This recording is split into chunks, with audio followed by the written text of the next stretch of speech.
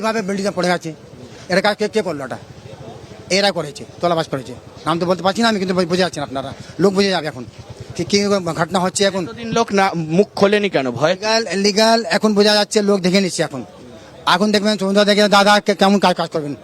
এই যে না, আমি বলছি যে এতদিন লোকে এখানকার অনেকেই অভিযোগ করছে যে আজগার খান এবং তার পাশাপাশি আনোয়ার খান এদের নাম উঠছে, কিন্তু এতদিন লোক মুখ খোলেনি কেন? ভয় পেত?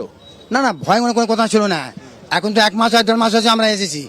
এর আগে থেকে আমরা যখন ইলেকশন সময় আমরা নাম নিয়েছি, তোলাবাজির নাম নিয়েছি। আমার দাদা সুবন্ধ থেকে দাদা রাকেশ সিং কথা বলেছিল, এরা তো 1 নম্বর দাউদি ভাই। এরা রাকেশ সিং তো বলেছিল দাউদি ভাই, ববি কিন্তু দাউদি ভাই এরা হাত ছিল তো। এখানে যত কন্টেস্টেন্ট পাস করেছে, যত তোলাবাজি করেছে, সব তো এরা করেছে। এখন লোক মারা যাচ্ছে কেন? 1 মাসে তো বিজেপি কোনো কিছু করেনি তো, যা করেছে সব টিএমসি করেছে। 1 মাসে কি করতে হচ্ছে? আমাদের কিচ্ছু করতে হয় না, যা করেছে টিএমসি করেছে। আজকাল খান বলুন, এই আনোয়ার খান বলুন, ইয়া ববি হাকিম বলুন, যত তোলাবাজ এখন যখন খুঁজবেন, খুঁজে আসুন তো এখন পালাবে না, সব পালিয়ে গেছে। এখন আজকে যা ঘটনা হলো সেখানে সব পালিয়ে গেছে। বুঝলাম। আমি সঞ্জয় মাঝিকে আমি একবার আসতে বলবো। সঞ্জয় দা, এই যে এখানকার লোকাল বাসিন্দা, তারা এখন আজগার খান, আনোয়ার খান এদের নাম নিচ্ছে, এতদিন নেয়নি কেন? ভয় পেত সবাই? একদম প্রভাব ছিল? একদম অনেক প্রভাব ছিল। এই পোর্ট এরিয়া এখানে এর আগে দেখা গেছে এখানে যে একাধিক অভিযোগ হয়েছিল যে কন্টেনার গাড়ি রাখলে একটা টাকা বরাদ্দ, খালি গাড়ি একটা টাকা বরাদ্দ, লোড গাড়ি একটা বরাদ্দ। যেমন অভিষেক বন্দ্যোপাধ্যায় বাড়ির উপর থেকে, যেমনটা দেখা যেত অভিষেক বন্দ্যোপাধ্যায় বাড়ির উপর থেকে যেমন চিল উড়ে যেতে পারতো না, ঠিক এই পোর্ট এরিয়া আনোয়ার খানের এতটাই প্রভাব ছিল।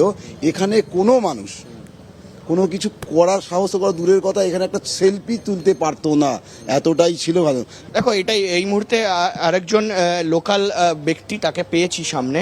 দাদা, এই যে সয়েল টেস্ট নিয়ে অনেক রকম প্রশ্ন উঠছে যে আদৌ ঠিক মতো এটা বানানো হচ্ছিল কিনা, কোনো কারচুপি ছিল কিনা, আপনাদের লোকাল হিসাবে কি মনে হয়?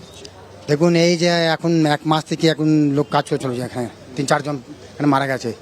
সবার নাম বলতে পারছি না আমি, কিন্তু যে কাজ আরম্ভ, এই যে নির্মাণ কাজ চলছিল, এটা কতটা বৈধ ছিল? অনেক দিন হয়ে গেছে। কতটা বৈধ ছিল? মানে ঠিকঠাক ছিল, ঠিকঠাক ভাবে চলছিল? না ঠিকঠাক মানে কি বুঝতে পারছেন তো? এখন তোলাবাজি চলছে, তোলাবাজি। এই যা ঘটনা হয়েছে, তোলাবাজি ঘটনা হয়েছে। এখন দেখুন আপনারা, এখন আমার গভর্নমেন্ট বিজেপি গভর্নমেন্ট এসেছে, এখন তো কাজ আমরা হাত তো দিই না, কোনো কাজ তো টিএমসি হাত দিয়েছে। এইভাবে বিল্ডিংটা পড়ে আছে, এটা কাজ কে করলো? এটা এরা করেছে, তোলাবাজ করেছে। নাম তো বলতে পারছি না আমি, কিন্তু বুঝে যাচ্ছেন আপনারা, লোক বুঝে যাবে এখন কি ঘটনা হচ্ছে। এখন এতদিন লোক না মুখ খোলেনি কেন? ভয়? লিগাল এখন বোঝা যাচ্ছে, লোক দেখে নিচ্ছে এখন দেখবেন সন্ধ্যা দেখে দাদা কেমন কাজ করবেন। এই যে আমি বলছি যে এতদিন লোকে এখানকার অনেকেই অভিযোগ করছে যে আজগার খান এবং তার পাশাপাশি আনোয়ার খান এদের নাম উঠছে, কিন্তু এতদিন লোক মুখ খোলেনি কেন? ভয় পেত? না না, ভয় মনে কোনো কথা ছিল না। এখন তো 1 মাস আর 1.5 মাস হচ্ছে আমরা এসেছি। এর আগে থেকে আমরা যখন ইলেকশন সময় আমরা নাম নিয়েছি, তোলাবাজির নাম নিয়েছি।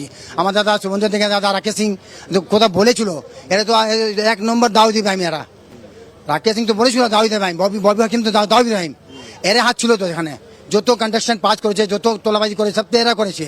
এখন লোক মারা যাচ্ছে কেন? 1 মাসে তো বিজেপি কোনো কিছু করেনি তো, যা করেছে সব টিএমসি করেছে। 1 মাসে কি করতে হচ্ছে? আমাদের কিচ্ছু করতে হয় না, যা করেছে টিএমসি করেছে। আজকাল খান বলুন, এই আনোয়ার খান বলুন, ইয়া ববি হাকিম বলুন, যত তোলাবাজ এখন যখন খুঁজবেন, খুঁজে আসুন তো এখন পালাবে না, সব পালিয়ে গেছে। এখন আজকে যা ঘটনা হলো সেখানে সব পালিয়ে গেছে। বুঝলাম। আমি সঞ্জয় মাঝিকে আমি একবার আসতে বলবো। সঞ্জয় দা, এই যে এখানকার লোকাল বাসিন্দা, তারা এখন আজগার খান, আনোয়ার খান এদের নাম নিচ্ছে, এতদিন নেয়নি কেন? ভয় পেত সবাই? একদম প্রভাব ছিল? একদম অনেক প্রভাব ছিল। এই পোর্ট এরিয়া এখানে এর আগে দেখা গেছে এখানে যে একাধিক অভিযোগ হয়েছিল যে কন্টেনার গাড়ি রাখলে একটা টাকা বরাদ্দ, খালি গাড়ি একটা টাকা বরাদ্দ, লোড গাড়ি একটা বরাদ্দ।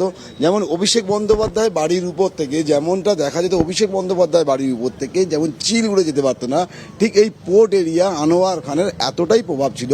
এখানে কোনো মানুষ কোনো কিছু করার সাহস করা দূরের কথা, এখানে একটা সেলফি তুলতে পারতো না, এতটাই ছিল ভালো। মানুষ রাজ্যে পালা বদলের পর 4 তারিখ পর, অর্থাৎ মানুষ ধীরে ধীরে, এখনো এখানকার অধিকাংশ মানুষ কথা বলতে পারছে না, ভয় বলতে পারছে না। কি কারণ? এই ফ্যাক্টরিটা কে করছে বা কারা করছে বা কার উংলি হিলনে এটা হয়েছে? তিনি আদতে কে ছিলেন? কোন রাজনৈতিক দলের ব্যক্তি? কেন তার এত প্রভাব প্রতিপত্তি? এখন মানুষ ধীরে ধীরে বলছে।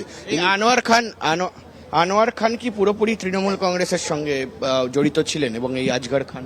হ্যাঁ, আনোয়ার খান এবং আনোয়ার খান তো কাউন্সিলর মূলত, এবং তৃণমূল কংগ্রেসের একজন কাউন্সিলর আদিতে। সবচেয়ে প্রশ্ন এখন এটা যে আনোয়ার খান একটা কাউন্সিলরের মাসিক আয় কত টাকা, সে যে বিলাসবহুল জীবনযাপন করে, কিভাবে জীবনযাপন করে, এত ব্যাপারে এখানে আমি ভোটে একবার কভার করতে এসেছিলাম। সেই দিনে আমি আনোয়ার খানের খবর করছিলাম, তখন পাশে একজন বসছিলেন, উনি বিহারে ভোটে দাঁড়িয়েছিলেন, বিহারের এমএলএ ছিলেন। উনি বলছেন বিহার থেকে এসে, অর্থাৎ তার মানে বিহার থেকেও যদি মানুষ এখানে এসেছেন, যারা এসেছেন উনি হেরে গেছেন, তার মানে এখানে কলকাতা শহরে কেন এসছেন উনি এখানে, ওনার রিলেটিভ, কারণ উনি এখানে ট্রান্সপোর্টের ব্যবসা করবে। তাহলে ভেবে দেখুন, বাংলা অর্থাৎ পশ্চিমবঙ্গের মানুষ যারা ট্রান্সপোর্টের ব্যবসা করবে তারা এখানে করতে পারবে না। বিহার থেকে উনি এসেছেন, বিহারে ভোটে পরাজয় হয়েছে, ব্যবসা বন্ধ, তাহলে সেই ব্যবসা গোছাতে বাংলায় এসছে, কারণ আনোয়ার খানের প্রভাবে। কারণ আনোয়ার খানের এতটাই প্রভাব ছিল যে এখানে দ্বিতীয় কোনো মানুষ টেন্ডার করতে পারতো না। এখানে ভোটের সময় যে সন্ত্রাস তৈরি করা হয়েছিল,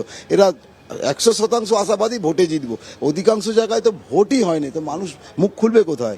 একেবারে সঞ্জয় দা, আমাদের সঙ্গে থাকো। এখানকার আরো লোকজন রয়েছে, তাদের সঙ্গে কথা বলবো। আপনাদেরও কি তাই মনে হয়? क्या बोले सर? আপনাদেরও কি তাই মনে হয় যে এই যে কনস্ট্রাকশন হচ্ছিল এটা ইল্লিগাল ছিল? लीगल था ना, कुछ नहीं बोलना था, बेकार बोले। এই মুহূর্তে কিন্তু লোকজন বলতেও চাইছে না, অনেকে আছে। আপনি কিছু বলতে চান? হ্যাঁ, একদম আমাদের দেশটাকে শেষ করে দিয়েছিল টিএমসি। আমরা অনেক লড়াই করে আমরা পার্টিটাকে এনেছি। আমি বুথ থেকে পার্টি এসছে, সব ঠিক আছে, আমি পার্টির কথা জানতে চাই না। আমি জানতে চাই যে এখানে যে কনস্ট্রাকশন চলছিল, অজগর খান, আনোয়ার খান, এদের নাম উঠে আসছে, এরা কতটা প্রভাবশালী ছিল, বা কতটা এরা মানে মনে হচ্ছে যে ইল্লিগাল ভাবে, বাজে ভাবে এই কনস্ট্রাকশন করছে? একদম ঠিক, বাজেভাবেই হয়েছে, নাহলে একটা বছর পরে এইভাবে পড়ে যায় কনস্ট্রাকশনটা। বলো, বিনা সয়েল টেস্টে চারতলা কিভাবে তৈরি হয়? যদি তার কোনো প্রভাবই না থাকে, তার কোনো তার কোনো যদি প্রভাবই না থাকে, তাহলে বিনা সয়েল টেস্টে পারমিশন কী করে পায়? একটা পারমিশন পেলো, তারা যে একটা জিনিস তৈরি করছে, তারা কি মানে এই যে আনোয়ার খান যাদের নাম আসছে, তার কীভাবে নামটা আসছে? তারা সেই সময় সয়েল টেস্ট সেরকম টাইপের করেছিল, সেই সময় সেরকমই টাইপের পারমিশন দিয়েছিল, তার জন্য আজকে এতজন এখানে এই অবস্থা আমাদের দেখতে হচ্ছে। দেখো জুলেখা, এই মুহূর্তে আমরা যেটা দেখলাম যে মানুষজনের ক্ষোভ কিন্তু রয়েছে যে কোনোটাই ঠিকভাবে হয়নি এবং এগুলো বেআইনি অনেক কিছু ব্যবহার করা হয়েছে, সে কারণেই অনির্বাণ, আরো নাকি এই একটা বিষয় পরিণতি জানতে এই চাইছি। মুহূর্তে দাঁড়িয়ে এই শম্ভু তিনতলা বেহেরা, বিল্ডিং অর্থাৎ বেহেরা কনস্ট্রাকশন, যাদের নাম এই যে মানে যে নির্মীয়মান যে কারখানাটা তৈরি হচ্ছিল, তাদের নাম সেখানে উঠে এসেছে, তাদের কোনো এখনো পর্যন্ত হদিশ কি পাওয়া গিয়েছে? পুলিশ কি তাদের কোনো রকম কোনোভাবে ট্র্যাক করতে পেরেছে? দেখো, পুলিশ অবশ্যই প্রচেষ্টা করবে যে